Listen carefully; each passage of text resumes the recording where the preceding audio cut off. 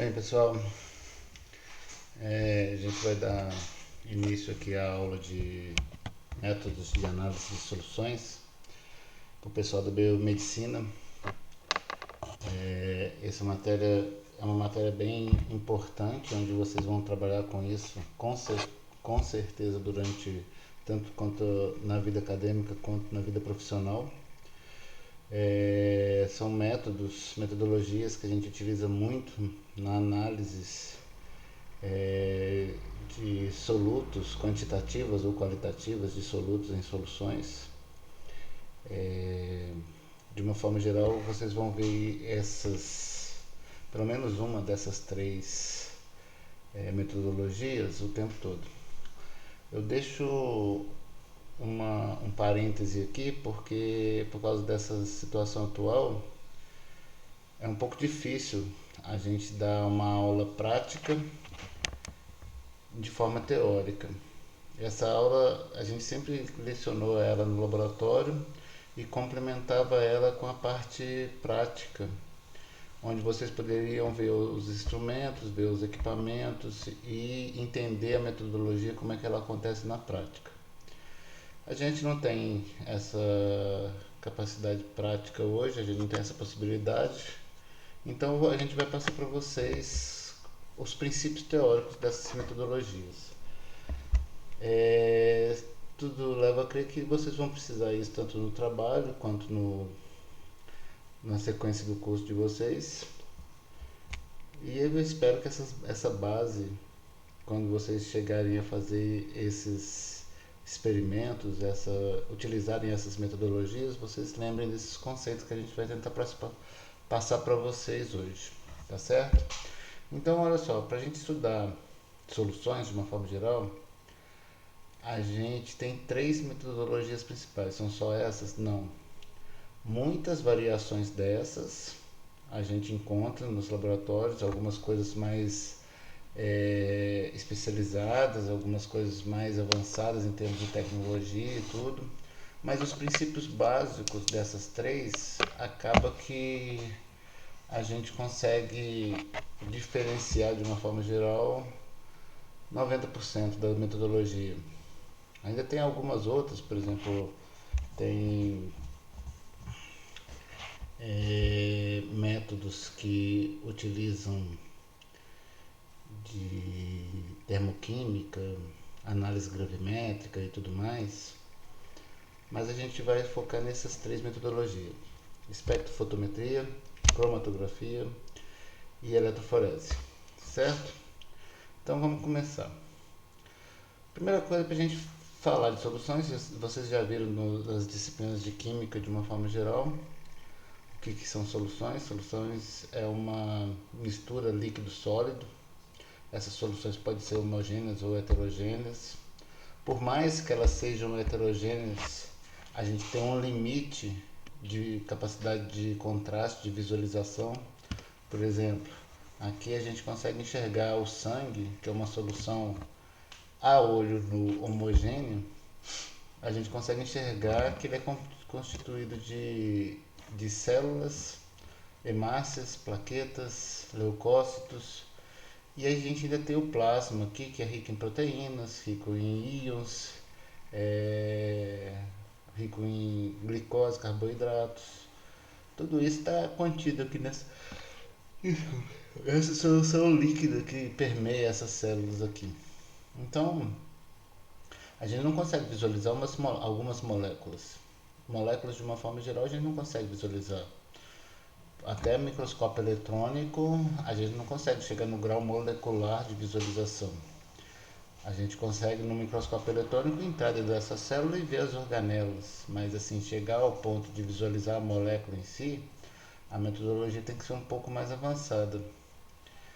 Tem que ir para difração de raio-x e muito de computação gráfica, para ter gente imitar aqueles dados que a gente consegue em laboratório e transformar aquilo numa molécula, na estrutura de uma molécula. A gente não consegue, realmente a gente não consegue visualizar as moléculas em si. Mas muitas vezes a gente precisa quantificar elas. Por exemplo, a gente está cansado de saber que se a gente for no laboratório fazer dosagem de glicose, glicose é uma molécula, um carboidrato. A quantidade dele que está presente ali no sangue pode identificar se a pessoa tem alguma patologia. Pode ter diabetes ou pode ter hipoglicemia. Baixas quantidades de glicose e hipoglicemia. Altas quantidades de glicose pode tender ao diabético. E o que a gente precisa nesse caso não é visualizar a molécula. A gente precisa contar quanto tem daquela molécula. Então, a maior parte dos estudos que analisam esses solutos tem que ter essa capacidade de transformar a quantidade numa informação de concentração para a gente. Então, o estudo qualitativo muitas vezes é importante para a gente saber se tem, por exemplo, um antígeno contra HIV, para saber se a pessoa tem ou não o próprio coronavírus. É uma coisa qualitativa, a gente vai descobrir se tem, não importa o quanto tem. Mas é muito importante para diagnóstico essa parte quantitativa também. Então tem muitos marcadores bioquímicos principalmente, onde a gente fica preocupado com quanto tem. Então esses métodos de uma forma geral, eles permitem tanto separar quanto identificar esses componentes. E o objetivo dessa separação e quantificação muitas vezes está relacionado com a parte médica, na parte de diagnóstico, auxilia muito o diagnóstico médico de determinadas patologias. Por isso a gente estuda essas metodologias aqui, certo?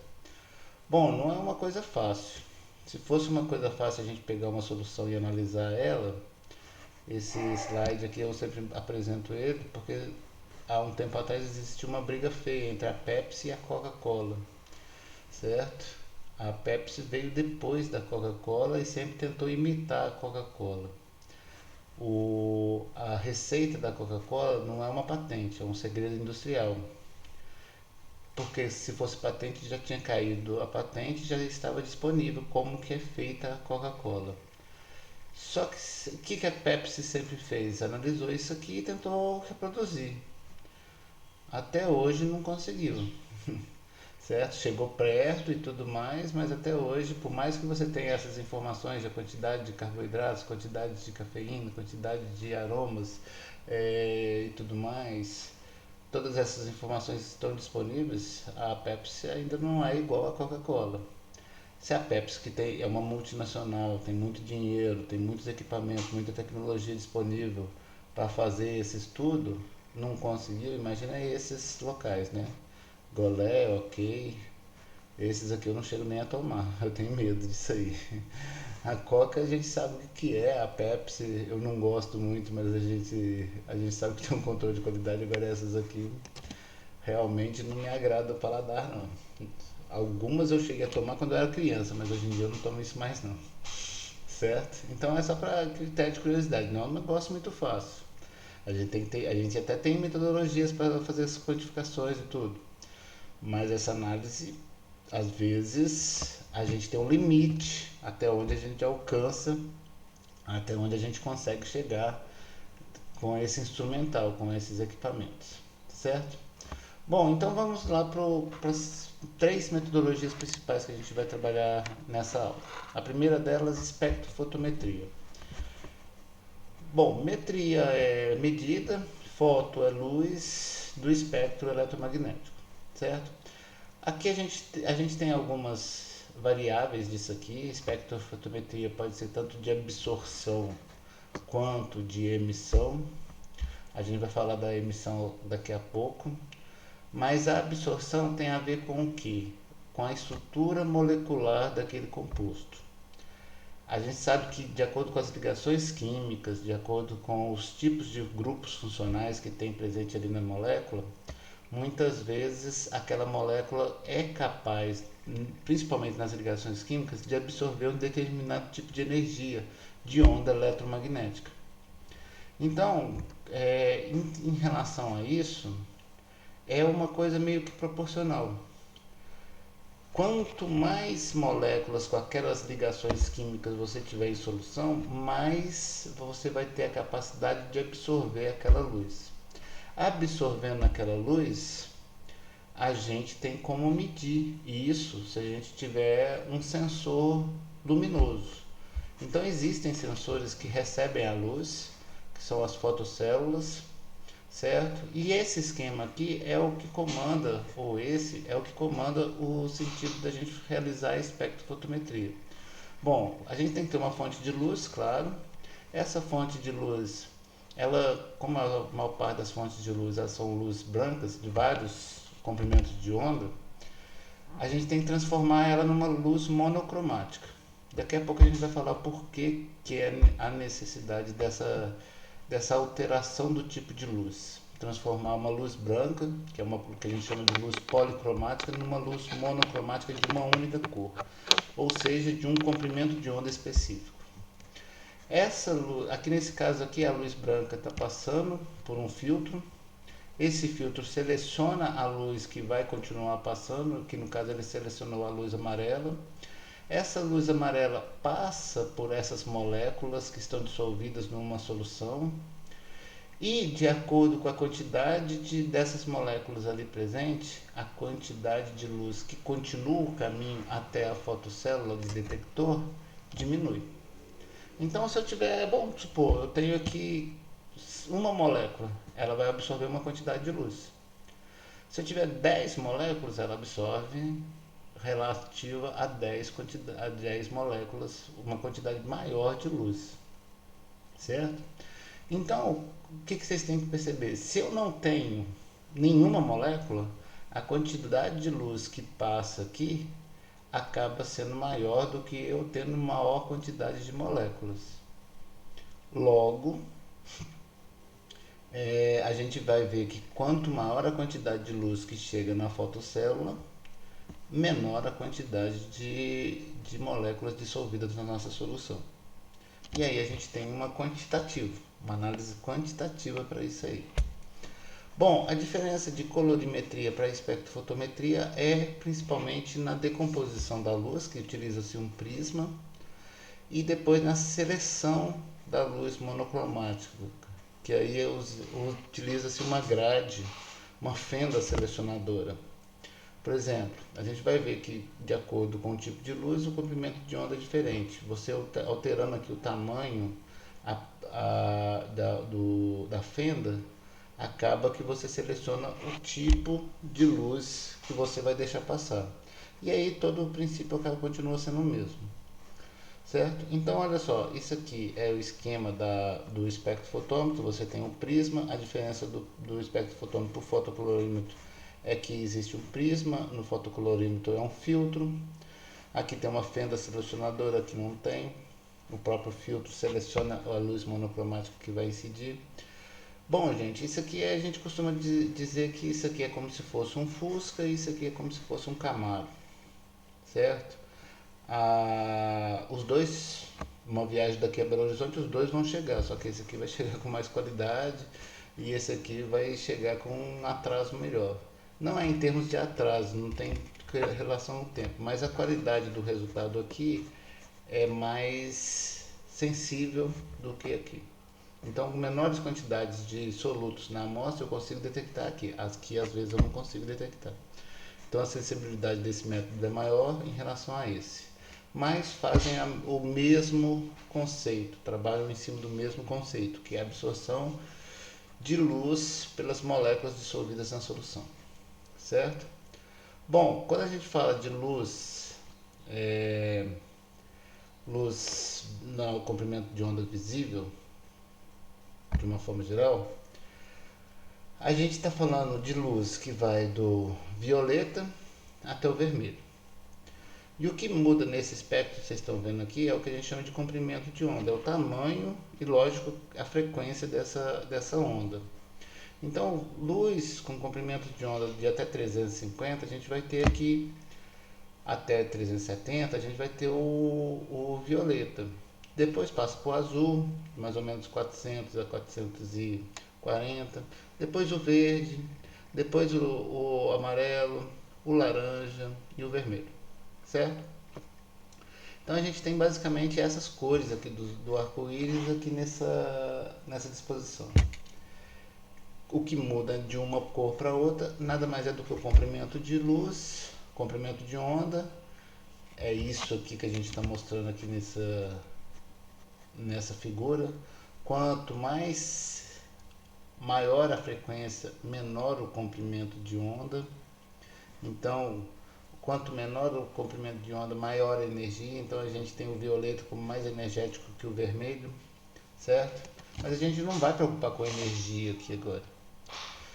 Bom, com essa figura aqui, a gente consegue uma informação que é valiosa para a prática. Que informação é essa? De uma forma geral, quando a gente tem uma solução azul, vou dar um exemplo para vocês. A gente vai preparar uma solução de permanganato de potássio. O permanganato de potássio, quando a gente dissolve na água, ele toma na solução vermelha.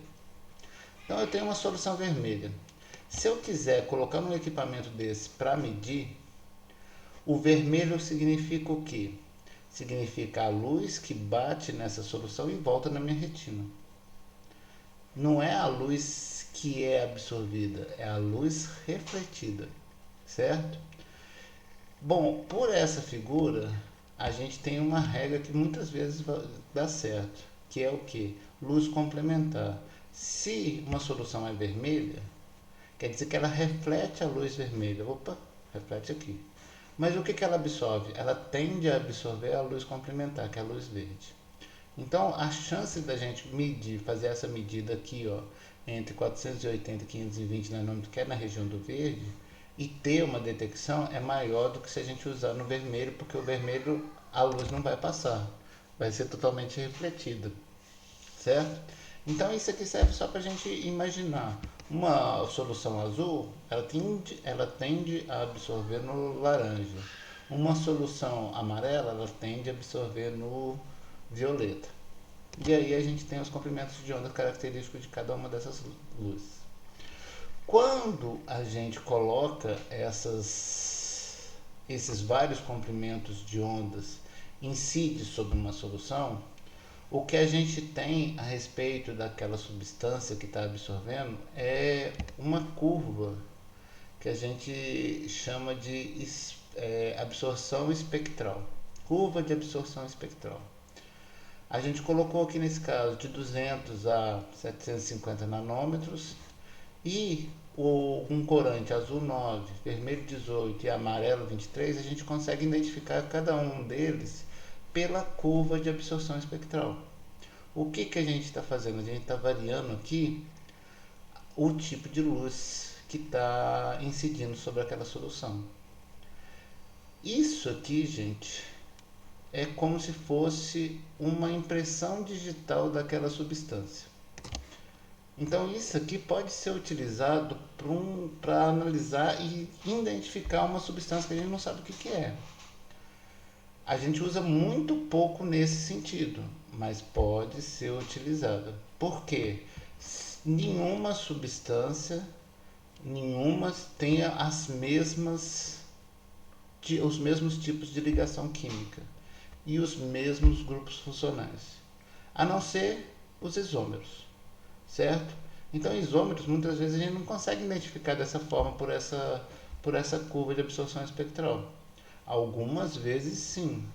Por exemplo, se for isômero de função, um é ceto, o outro é álcool, a gente consegue identificar, porque a dupla ligação C dupla O é diferente da absorção da ligação COH. Então a gente consegue, mesmo assim, mas muitas vezes tem determinados tipos de isomeria que a gente não consegue separar, porque os tipos de ligações químicas que envolvem a molécula, que compõem a molécula, são as mesmas. Então isso aqui a gente fala que é uma impressão digital. Quando a gente fala em impressão digital, a gente está falando de identificação, certo? Bom, como que a gente traça um gráfico desse? A gente coloca uma solução com uma determinada quantidade do soluto e o que varia é o tipo de luz que a gente vai agir ali, que vai incidir sobre aquele mesma quantidade de soluto. Então, quando a gente vê um pico desse aqui, ó, por exemplo, o corante azul 9, quer dizer o que pra gente? Que aqui, ó, a mais ou menos 610, 620 nanômetros, ele tem a luz que é a que ele mais absorve, certo? Se eu colocar essa mesma solução com a mesma quantidade de soluto e incidir sobre ela a luz de 700 nanômetros, a absorção é zero.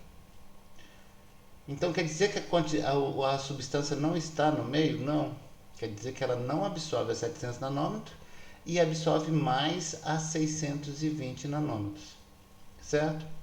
Bom, quando eu falei para vocês aqui a respeito das técnicas de espectrofotometria e colorimetria, eu falei que a diferença era a sensibilidade. Aqui é mais sensível, a espectrofotometria é mais sensível em relação à colorimetria. Por que que dá essa sensibilidade? Porque a qualidade da luz monocromática aqui é maior do que aqui.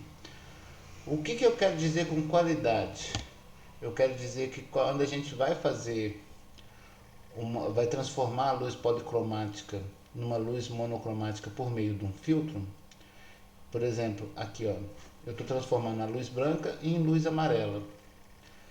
Se eu utilizar um filtro, essa luz amarela ela sai aí ó, de aproximadamente 580 nanômetros a 620 nanômetros.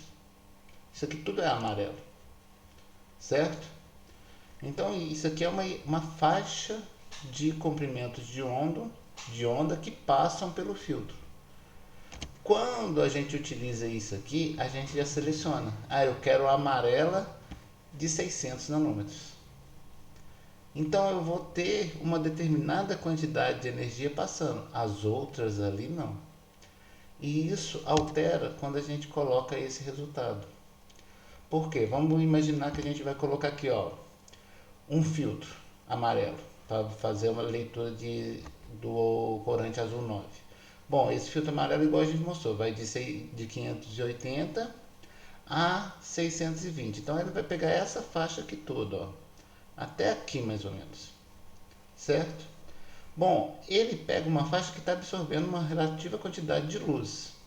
Mas, como ele está pegando uma faixa, tem pontos dessa faixa onde a absorção é menor. O resultado vai me dar em relação à média de absorção total. Bom, a média de absorção total é menor do que o ponto de maior absorção. Se eu pegar essa mesma solução e colocar ali ó, 620 nanômetros, eu vou ter o ponto de maior absorção. O resultado vai ser mais sensível. O que eu quero dizer com um resultado mais sensível? Eu quero dizer o seguinte, eu tenho 10 moléculas. Essas 10 moléculas, se eu usar o filtro, que é uma faixa, vai me dar um valor, por exemplo, 0,2 de absorvância. Se eu usar a luz monocromática bem específica, vai me dar um valor de 0,8. Opa, deu uma diferença de valores no resultado final. Mas esse é a absorbância. Essa absorbância eu tenho que jogar numa fórmula para transformar em concentração. Bom, mas é 10 moléculas. Os dois é a mesma quantidade de moléculas. Se eu diminuir para uma molécula, o que acontece? Às vezes, com a faixa de luz aqui, ó, de 580 a 620, eu não vou pegar essa uma molécula.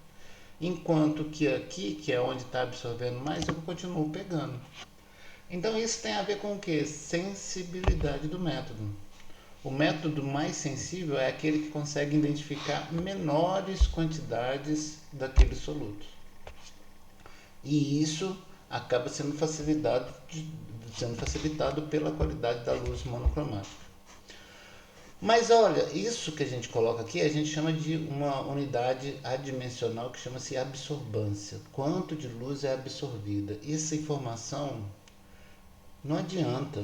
A gente, num laboratório, a gente tem a gente consegue obter isso aqui de diversas formas.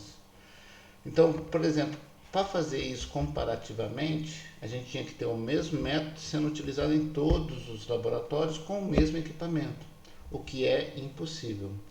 Então, a gente precisa passar essa absorvância para um valor que seja quantitativo, para um valor que seja equiparado entre os diversos laboratórios e que a gente consiga identificar. Por exemplo, quando a gente fala que a glicose do sangue tem que estar entre 70 e 100, que são os valores normais de referência, esse 70 e 100 tem que ser alguma coisa. Na verdade é miligramas por decilitro, ou seja, uma concentração. É a concentração de glicose no sangue para que aquele indivíduo seja considerado saudável. Então não é absorvância. Absorvância é um valor que serve de referência para a gente utilizar no cálculo de identificação de quantidades. E como que a gente vai fazer isso? Bom, beleza.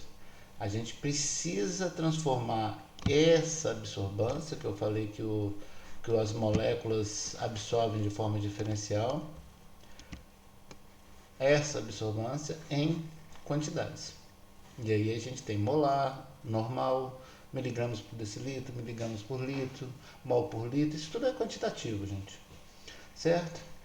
Como que a gente vai fazer isso? Utilizando o que a gente chama de padrão. Utilizando ou fator de calibração ou curva de calibração, que a gente utiliza padrões de concentração determinada, de concentrações conhecidas. Por exemplo, aqui, ó, se a gente pegar uma substância e dissolver ela na ordem de 0,1 mol por litro, aí na segunda substância a gente dobra a quantidade, a gente triplica, quadruplica e quintuplica, o que vai acontecer? Aqui a gente não tem molécula nenhuma, aqui a gente tem uma, aqui a gente tem duas, três, quatro, cinco. À medida que a gente aumenta a quantidade, é lógico, a gente visualiza isso no olho, que essa substância vai ficando mais escura, vai ficando mais turva, vai ficando mais colorida. Cada vez, quanto mais concentrada ela tiver, mais ela tende a ficar escura. E essa quantidade de solutos dissolvidos ali reflete aonde? Reflete na quantidade de moléculas capazes de absorver, ou seja, reflete na absorção daquela solução. Então, muitas vezes, se a gente não tem molécula nenhuma, não absorve nada de luz. Isso aqui é como se a gente estivesse tarando a nossa balança. A gente não quer, quando a gente vai no self-service, a gente não quer pagar o preço do prato. O que a gente faz? A gente coloca ali o prato e zera a balança. A mesma coisa. A gente não quer saber quanto que esse solvente aqui absorve. Ele pode absorver? Pode. Mas ele vai estar dissolvido, o soluto vai estar presente nele e nos outros todos. Então a gente meio que zera a capacidade desse aqui de absorver. Se eu não tenho soluto, que é o que eu quero, eu não tenho absorvância. A gente considera dessa forma. Opa, coloquei uma molécula, ela absorve. Coloquei duas, ela absorve. Sempre é o dobro, igual está mostrando aqui? Não. Mas é meio que proporcional. Se é meio que proporcional, ou seja, se tem uma reta regendo essa proporção entre absorvância e concentração, isso aqui a gente pode utilizar e transformar isso numa regra de 3. Por exemplo, eu faço essa reta aqui, determino que a 0,4 molar daquela substância absorve 0,8. Beleza. Se eu tiver uma substância onde eu quero saber a concentração, mas eu sei que ela absorve 0,6, o que eu faço? Coloco aqui, eu sei que a concentração dela é 0,3. Isso aqui é regra de 3. Por quê? Isso aqui é uma relação linear. Às vezes a inclinação é maior, às vezes a inclinação é menor, mas isso, se for uma reta linear, certo?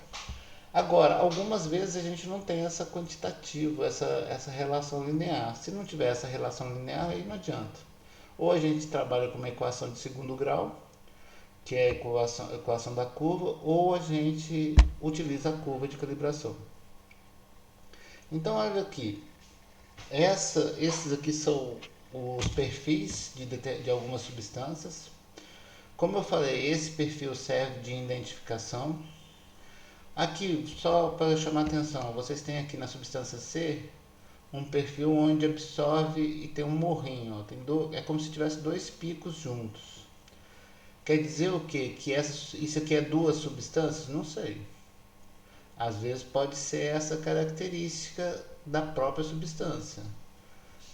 Agora, se você me garantir que só tem uma substância, só tem um soluto ali dissolvido naquela solução, eu posso te dar o troco e falar que isso aqui é característico de tal molécula. Porque é igual eu falei, se eu tiver só uma substância, eu vou ter ela com um perfil característico de absorção que é como se fosse a impressão digital dela. Agora, por isso aqui, eu não sei te dizer se só tem uma substância, se tem duas. Porque, o que acontece? Se eu misturar B com C, o que vai acontecer? Como é que vai ficar esse perfil? Vai ficar assim, ó. Vai vir aqui, subir, a hora que estiver caindo, começa a absorção de B. E aí ele sobe. Então é como se vocês tivessem apagado essas linhas aqui de baixo e vai ver um negócio com dois morros. Certo? Esse é o perfil. Bom, a espectrofotometria a gente utiliza ela não só na região do visível, a gente utiliza ela no ultravioleta e no infravermelho. Só que com características distintas. No ultravioleta ainda é quantitativo. A gente utiliza ela para identificar proteínas, identificar RNA, DNA, moléculas que absorvem nessa região do ultravioleta. O infravermelho a gente já utiliza para identificar grupos de ligações. Então, muitas vezes o perfil do infravermelho, que é o FTIR, auxilia a gente na identificação da molécula, da estrutura daquela molécula, certo? Tem picos característicos de absorção, por exemplo, de uma ligação C-O, de uma ligação COH.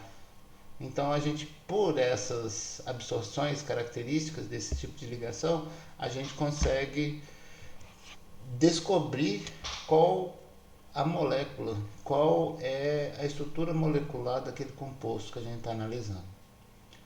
Bom, existem alguns cálculos para isso, a gente não entra muito na parte de cálculos, mas vocês vão precisar, principalmente para transformar isso aí, essa característica de absorvância em concentração. Então, quando a gente fala de cálculo, a gente tem que ter a relação de duas leis bem claras na cabeça. Primeiro é a lei de Lambert, que fala o quê? Quando a concentração é constante, a absorção depende do caminho óptico. Gente, isso aqui é o que a gente chama de cubeta.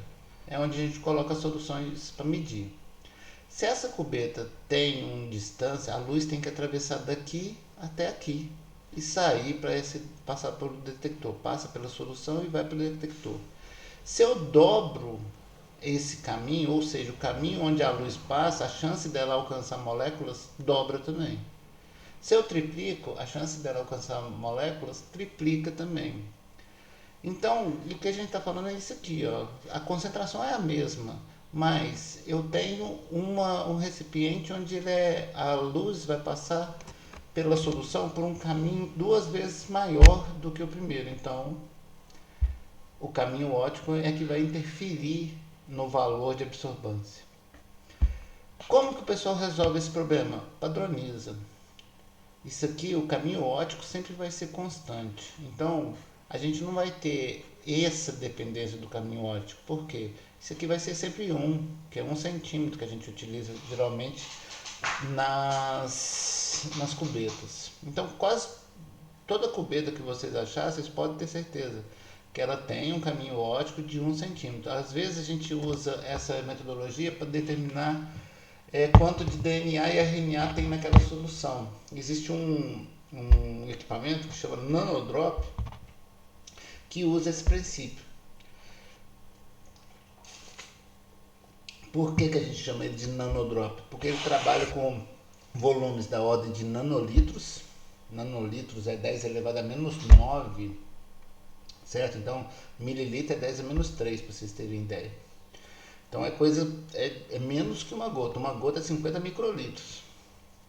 Então, é menos que uma gota. Que a gente coloca lá 1, 2 microlitros.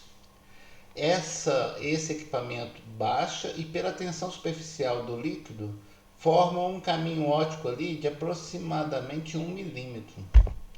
Mas vai ser constante. E aí ele faz a correção para o valor como se fosse o que a gente usa nos equipamentos maiores, que é de 1 centímetro. Então, quase todos os equipamentos padronizam o caminho óptico de uma forma geral. Uma outra lei importante é a lei da cerveja, a lei de Beer. Ela fala o quê? Quando o caminho óptico é constante, ou seja, a gente padronizou isso aqui, igual a gente acabou de falar. A absorção depende da concentração. Quanto maior a concentração, maior a absorção. Isso aqui, o que a gente está falando é que existe uma relação entre a absorção e a concentração. Então a gente tem essa regra aqui, ó. A absorção vai ser proporcional ao caminho óptico vezes a concentração. Bom, se a gente padronizou e o caminho óptico a gente colocou ele como padrão, essa constante de proporcionalidade aqui a gente acaba chamando de coeficiente de extinção molar. Bom, é uma coisa, é um valor, é uma constante específica para cada substância. Quantas substâncias a gente tem na... Vamos olhar, em termos de análises bioquímicas do sangue, a gente faz ureia, creatinina, albumina, glicose, triglicérides, colesterol, transaminase, oxalacética, pirúvica, gama GT. A gente tem nada aí, por baixo, umas 30 substâncias diferentes. Ninguém na prática fica memorizando esse valor desse coeficiente de extinção molar para cada uma daquelas. Porque esse coeficiente é que serve para transformar a absorvância nossa em concentração. Como que a gente faz na prática? Na prática a gente vai lá, utiliza uma outra metodologia para determinar a concentração de um padrão, então a gente usa uma substância pura. Que a gente sabe que, por exemplo, é glicose pura. Eu sei que ali naquele frasco só tem glicose. Eu peso aquilo ali e dissolvo em 1 ml. Então eu peso 1 grama e dissolvo em 1 ml. A concentração que eu vou ter ali é gramas por ml. Essa concentração grama por ml a gente consegue transformar em mol, fazendo um cálculo simples. É só basta você saber quantos gramas tem um mol de glicose. E aí você consegue fazer essa transformação. Mas o que a gente está utilizando até então para fazer o padrão? A gente está utilizando peso e volume. E aí a gente consegue fazer soluções onde a gente sabe qual que é a concentração. Faz a mesma metodologia e vê quanto que absorve. Bom, se a gente viu que é linear, que é uma proporção fixa, a gente dobrou aqui a quantidade de moléculas, a gente dobra aqui a quantidade de absorção, quanto da luz foi absorvida, então a gente tem uma relação linear. Bom, por essa relação linear, a gente consegue calcular o fator de calibração. E esse fator de calibração, se eu tiver uma absorvância de um desconhecido, eu vou colocar eles lá e vou transformar aquilo em concentração. Certo? Então a gente consegue transformar esse dado de absorvância, que é um dado que só auxilia no cálculo, em concentração, que é um dado mais real e mais importante em termos de diagnóstico. Algumas substâncias, é o que eu falei para vocês, a gente não tem essa relação proporcional, não é uma reta. Se não é uma reta, vai vir uma curva. Essa curva, toda curva que vocês traçarem tem uma equação que rege aquela curva. Para a gente achar a concentração, a gente coloca os dados de absorvância na curva e traça. Ou coloca na equação de segundo grau, certo? Mas para a gente transformar essa absorvância em quantidade, a gente precisa desses padrões.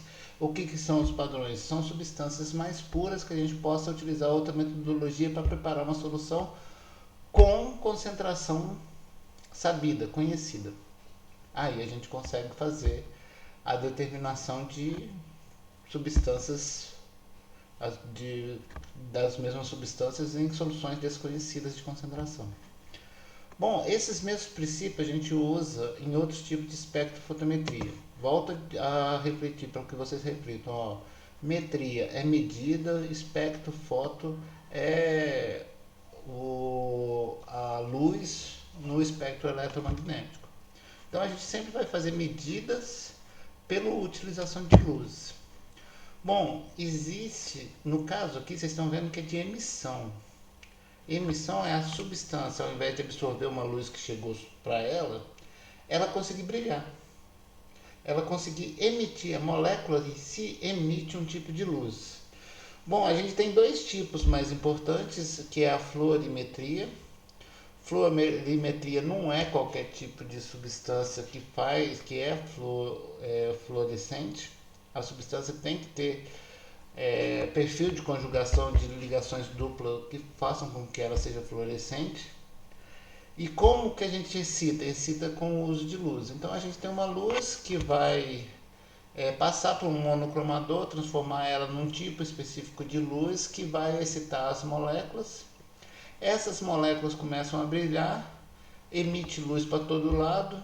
Aí a gente, a 90 graus da primeira, né, da luz emitida, aliás, da luz absorvida que utilizou para excitação, a gente consegue quantificar quanto essas moléculas aqui presentes conseguiram emitir. Por que tem que ser 90 graus? Vocês estão vendo que tem um ângulo de 90 graus aqui. Porque se eu coloco esse detector aqui na frente, em linha reta, ele vai medir tanto essa luz emitida, quanto a luz que atravessou. E eu quero só o que? A luz emitida. Então, é uma forma da gente aumentar a sensibilidade também. Nessa forma. Certo? Fotometria de chama e absorção atômica depende do que? Depende da utilização da energia da chama do fogo para fazer aquela substância emitir um determinado tipo de luz. Por exemplo, quando a gente pega uma barra de lítio e queima, a luz que emite ali é vermelha, que é de um comprimento de onda diferente da luz de sódio, que é amarela, da luz do cobre, que é azul. Bom, essa metodologia é muito utilizada para íons, para cátions, de uma forma geral. E é basicamente o princípio dos fogos de artifício.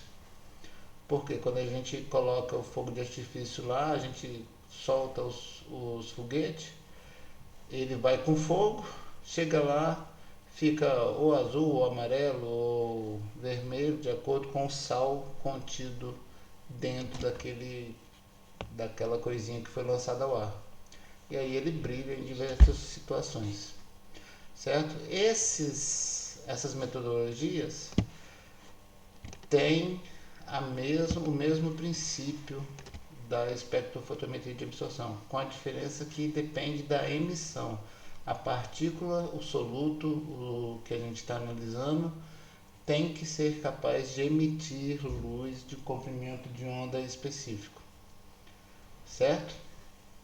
Bom, essa metodologia, gente, de espectrofotometria, eu tenho a certeza absoluta que o pessoal da biomedicina vai utilizar. Vai aplicar isso ou nos projetos de pesquisa do TCC ou como a atividade profissional dos biomédicos mesmo.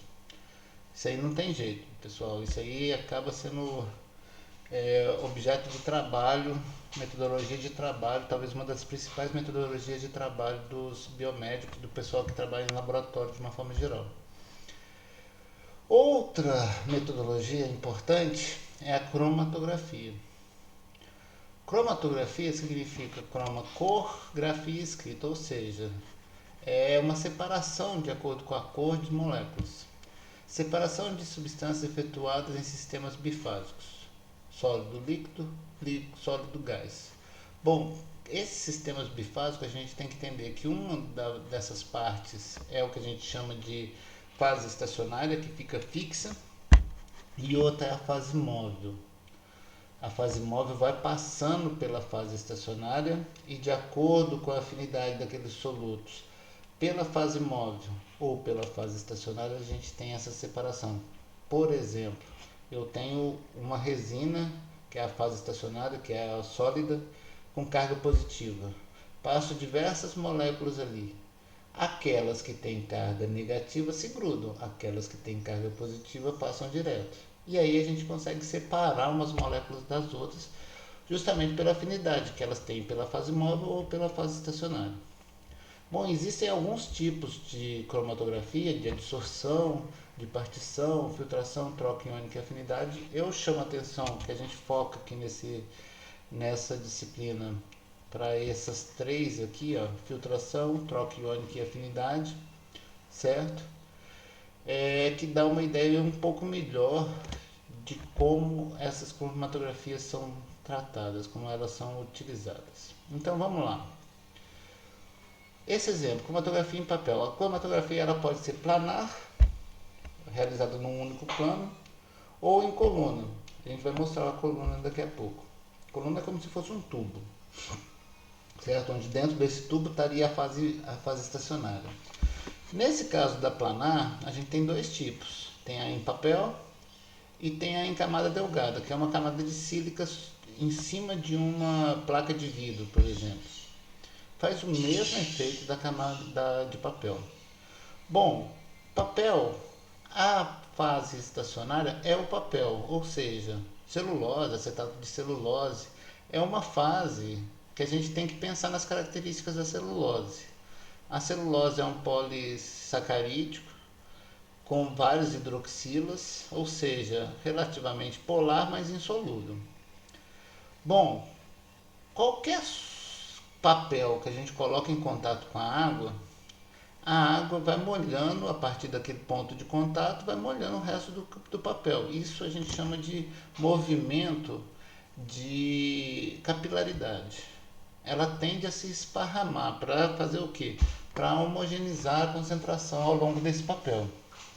Então, se a gente coloca uma solução aqui, essa solução vamos supor, com um material que seja apolar, aplicamos a amostra nossa, contendo os nossos solutos diferentes, e mergulhamos, o que vai acontecer com esse solvente? Vai começar aqui dessa ponta e vai subindo. À medida que ele for subindo, ele vai arrastando aquelas substâncias que estavam na minha amostra, que eu apliquei aqui no começo desse papel. Então, como que ele vai arrastando? Bom, eu estou falando que o solvente é apolar. Semelhante dissolve semelhante. Substâncias apolares vão migrando junto com esse solvente. Por quê? Ele tem maior miscibilidade pelo solvente, maior afinidade pelo solvente do que pela fase estacionária. Lembrando que a fase estacionária é a tira de papel que a gente classificou ela como polar. Então aqui eu tenho butanol. Butanol tem 4 carbonos, é uma substância, é um álcool relativamente apolar.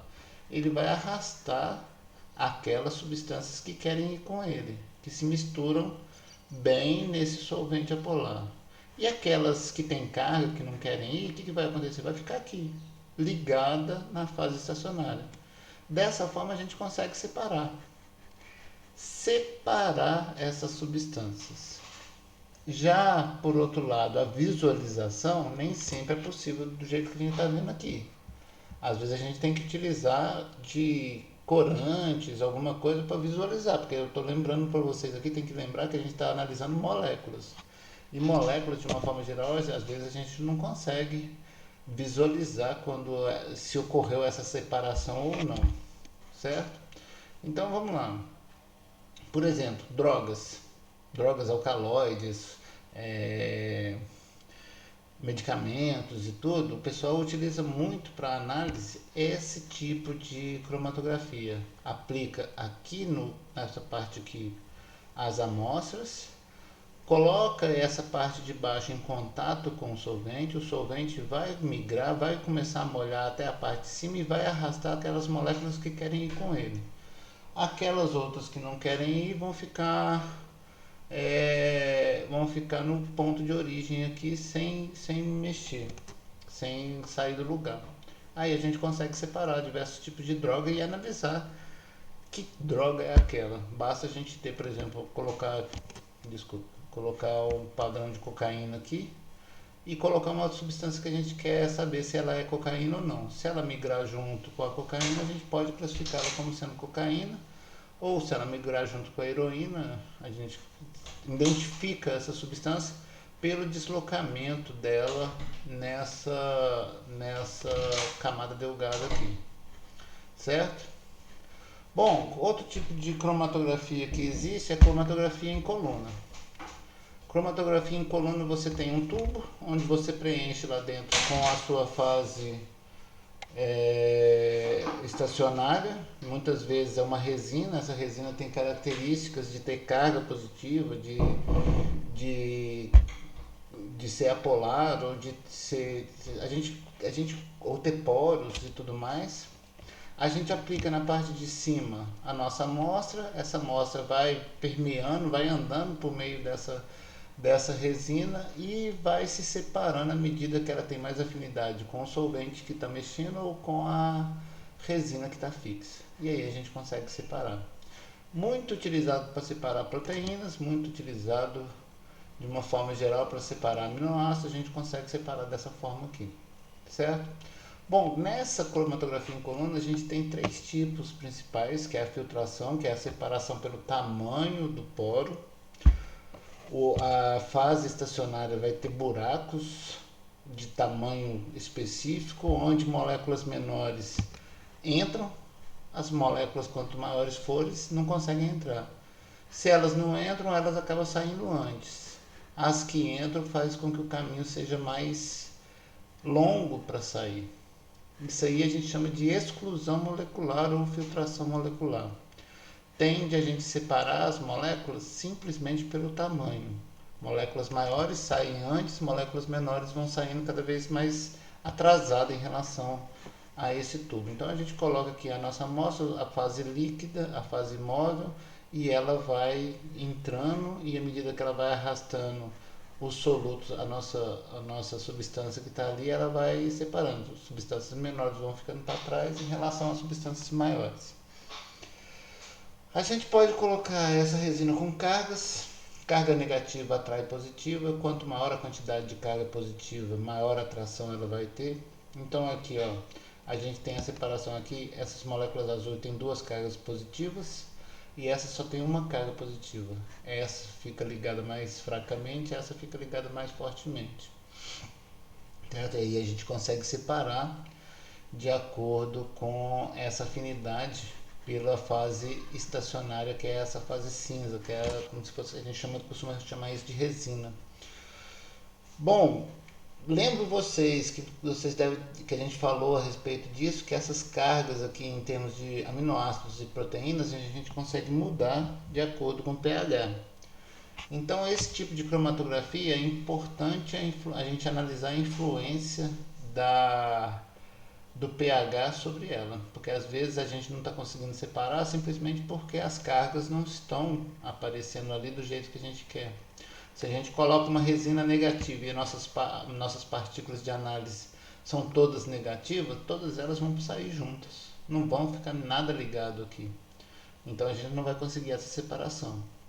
Mesma coisa, se a gente coloca uma resina positiva e todas as partículas que a gente está analisando estão positivas, não vai ter afinidade, elas vão todas saírem juntas, certo? Então a gente tem que pensar nessa interação entre fase móvel e fase estacionária que acontece com cargas opostas. Bom, por outro lado, o último tipo de cromatografia que a gente costuma falar é a cromatografia de afinidade. É simplesmente, a gente costuma dar o exemplo que é a gente querer achar uma agulha num palheiro. Como é que a gente faz? Usa um ímã. Aqui é a mesma coisa. Se a gente quiser pescar uma determinada enzima, a gente usa o substrato dela. Se a gente quiser pescar um determinado anticorpo, a gente usa o antígeno dele. E aí a gente consegue, apesar dos vários tipos diferentes de moléculas parecidas, a gente consegue ir lá e fazer ligar a fase estacionária somente aquela substância. Isso é uma coisa altamente específica e muito eficiente em termos de pesquisa, em termos do campo médico, do campo de diagnóstico e tudo. A eficiência disso aqui é gigante. Usa 3 tipos de interações: antígeno anticorpo, que é muito específico, enzima substrato, também relativamente específica, e ligante receptor. Se a gente consegue ligar nessas partículas cinza tanto o ligante, quanto os receptores, quanto a enzima, quanto os substratos, quanto os anticorpos, quanto os antígenos. Tudo isso a gente consegue. E aí a gente usa o anzol certo, com a isca certa, e a gente consegue pescar o peixe que a gente quer, a molécula específica que a gente quer. Bom, essas metodologias de uma forma geral, a gente tem elas, tanto elas de forma simplificadas, quanto a gente consegue a automatização delas. Por exemplo, esse aqui é um equipamento relativamente caro, que a gente tem alguns aqui na universidade, que chama-se HPLC. HPLC é cromatografia líquida de alta eficiência ou alta pressão, high pressure, certo? O que ele tem que transforma ele, faz com que ele seja tão caro, ou seja, que ele tenha uma eficiência tão boa? As colunas dele têm um grau de empacotamento grande. Para você passar o líquido por ela, você precisa ter uma bomba que faça isso, que empurre esse líquido. E aí você consegue um grau de separação mais fino da sua amostra, certo? Então, a gente tem toda a mesma coisa. A gente tem a coluna com uma fase líquida, uma fase estacionária e essa relação de afinidade entre a fase móvel e a fase estacionária das amostras que a gente está falando, que a gente está analisando. Nesse caso aqui, a única detalhe é que a superfície de contato disponível nessa coluna é maior, porque essa coluna tem um grau de empacotamento mais preciso e você precisa de uma bomba para controlar isso aí. Trabalha em alta pressão. Bom, quando a gente faz uma análise de HPLC, o resultado que a gente tem é esse aqui, ó. A gente está vendo aqui que é um sinal de detecção, pode ser absorbância, por um tempo. A gente costuma chamar tempo de eluição. Bom, o tempo de eluição, quanto mais demorou para ele atravessar a coluna, significa que maior afinidade entre ele e a fase estacionária. Quanto menor o tempo para ele sair da coluna, quer dizer o quê? Que ele quase não se ligou na fase estacionária. E aí ele sai no começo da corrida cromatográfica, certo? Então a gente tem essa informação em relação ao eixo X. Em relação ao eixo Y, a gente tem o sinal de detecção. E aí eu falo uma coisa: HBC é uma hemoglobina C. Em relação à hemoglobina S, vocês estão vendo que aqui, ó, em EAS, vocês estão vendo que o pico vai mais alto. Significa o quê? Que tem uma maior detecção.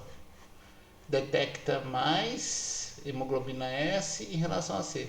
Bom, isso é quantitativo. A gente pode transformar isso em quantidade, desde que a gente saiba quanto a hemoglobina S pura absorve naquelas condições.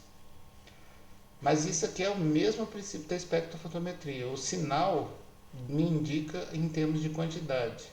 Por exemplo, eu posso afirmar tranquilamente para vocês que a hemoglobina A0, a quantidade dela nessa amostra é maior do que a hemoglobina C. Vocês estão vendo aqui, ó, ela absorve esse pico todo aqui, ó. Isso aqui é proporcional à quantidade. A mesma coisa a gente consegue dessa informação. Isso aqui são uma cromatografia em HPLC de aminoácidos. A arginina demorou mais para sair porque ela se gruda mais à fase estacionária, a coluna. O ácido aspartico, aspartato, é negativo, a arginina é positiva. Então, olha, negativo está saindo rapidinho, positivo está saindo lá no final. Que tipo de cromatografia é essa? A coluna tem qual carga? Se negativa está saindo antes e positiva está saindo depois, ela tem carga negativa. Porque negativo com negativo não se liga, positivo já se liga. A quantidade a gente consegue ver aqui, ó, a arginina tem um pico de absorção pequenininho em relação à valina, a valina absorve mais, certo? O aspartato em relação à cistina, o aspartato é mais, e por aí vai, certo? Isso aí está aqui como sinal do detector, pode ser absorbância, pode ser eletroquímico, então são vários tipos, mas o princípio é quase que o mesmo, ou seja, depende das moléculas absorverem ou emitirem um determinado sinal que o detector vai pegar. Bom, em relação à cromatografia, o que eu costumo dizer é o seguinte: é um ótimo método de separação. Para transformar essa separação em quantitativa, a gente tem que ter padrão. A cromatografia auxilia, mas aí a gente, para quantificar, a gente passa para outros métodos auxiliares que acaba caindo na espectrofotometria. Então, a cromatografia separa, a espectrofotometria do sinal de detector quantifica, certo? Mesma coisa a gente pode pensar na eletroforese. O que é eletroforese? Eletricidade, forese, movimento, ou seja, a gente vai ter a movimentação de partículas com carga no sentido do polo positivo ou do polo negativo, porque a gente tem uma diferença de potencial implantada ali sobre a amostra. A gente tem que colocar uma corrente elétrica sobre aquela substância, sobre aquela plataforma, sobre aquelas amostras. Então a gente vai ter migração de compostos positivos para o cátodo, que é negativo, enquanto os compostos de carga negativos migram para o anodo, que é positivo. Volto a lembrar, se a gente pensar em proteínas, essas proteínas a carga pode alterar de acordo com o pH. Então o pH aqui também é importante. Qual a diferença da eletroforese para a cromatografia de troca iônica? É que aqui não tem eletricidade. Ali a partícula tem carga por si só, carga positiva ou carga negativa, de acordo com o estado de protonamento dela. Aqui não. Aqui a gente tem um ponto positivo, uma parte, um polo positivo e um polo negativo. Bom, essas eletroforeses podem acontecer em membrana, em papel. Por exemplo, a gente pode fazer um papel de acetato de celulose funcionar como ponte entre o polo positivo e o polo negativo e fechar esse circuito. Se a gente tira esse papel daqui, gente, o potencial não se fecha, o circuito não fecha. Não tem como a carga negativa sair daqui, as elétrons sair daqui, passar pela solução e vir para cá. Então, essa membrana, esse suporte, no caso aqui que eu falei, o acetato de celulose, faz essa ponte, fecha esse circuito. A gente pode ter esse circuito sendo fechado através de um gel também.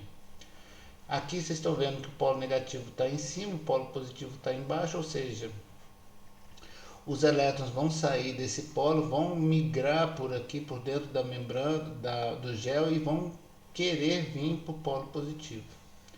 Quando a gente faz isso por meio de um gel, o gel por si só ele tem um poro que depende da concentração desse gel. Esse PAGE é eletroforese em gel de poliacrilamida. É como a gente forma esse gel aqui. A concentração de poliacrilamida ser maior ou menor altera o tamanho dos poros. Quanto maior a concentração, menor os poros, certo?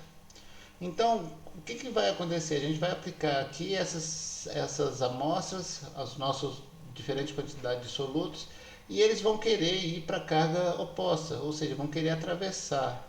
Quando eles vão atravessando, o que está fazendo com que eles desçam é eles terem carga negativa e indo para o polo positivo. Mas ao mesmo tempo, eles vão começar a sofrer resistência do tamanho do poro. Partículas maiores vão ficando retidas, partículas menores vão passando mais facilmente.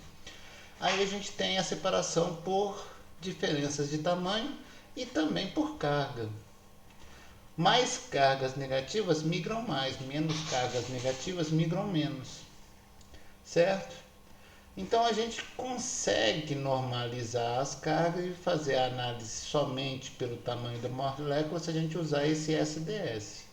Esse SDS é um detergente que vai meio que solvatar a partícula e uniformizar a relação carga-massa. E aí vai fazer com que ela migre mais ou menos de acordo com o tamanho, não de acordo com a carga, a quantidade de carga que ela possui. Bom, o resultado que a gente tem das eletroforeses são coisas assim, ó, são géis dessa forma. Aqui é o ponto de aplicação. Vocês estão vendo que aqui a molécula veio para cá?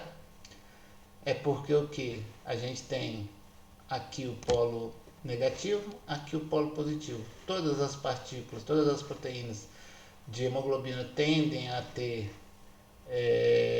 carga negativa nesse pH. Essa migra um pouquinho para cá porque ela possivelmente tem carga oposta. Bom, esse resultado a gente só consegue ver essas manchas depois que a gente utiliza um corante. A quantidade de corante é proporcional à quantidade de proteína que tem presente ali, então eu posso afirmar que aqui a hemoglobina A2 está em menor quantidade do que a hemoglobina A aqui, certo? Quanto? Para mim eu falar quanto tenho de A, quanto eu tenho de A2, eu tenho que colocar um padrão.